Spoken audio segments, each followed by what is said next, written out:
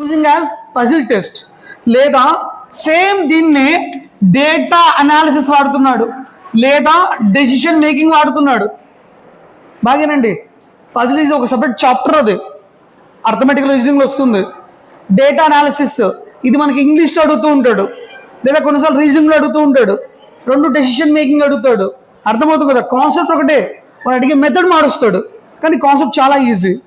ఇప్పుడు దీంట్లో ఎన్ని రకాల ప్రాబ్లమ్స్ మనకు రావచ్చు? బాగానండి.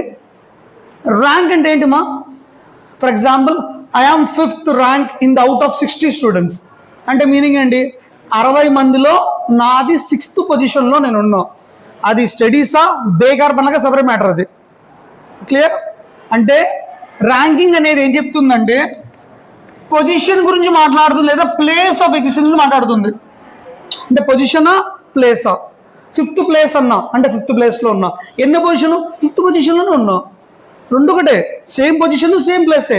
ఐఆమ్ ఇన్ ద కాలేజ్ ఉన్నా అంటే ప్లేసే కదా, పొజిషన్ కూడా క్లాస్ ఉండటే కదా. సో వాడు పొజిషనా ప్లేసా? ఇప్పుడు కొంచెం చేంజ్ చేస్తాం. ర్యాంకింగ్ టెస్ట్ ఏమడుగుతాడు అంటే పొజిషన్స్ బేస్డ్ వచ్చేసి కొన్ని టాపిక్స్ ఉన్నాయి. ఏంటి అంటే topics, the first one is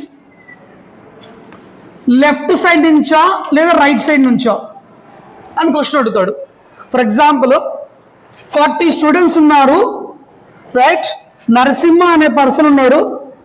ఇతను లెఫ్ట్ సైడ్ నుంచి 17th ప్లేస్లో ఉన్నాడు. రైట్ నుంచి ఏ ప్లేస్లో ఉంటాడు వీడు?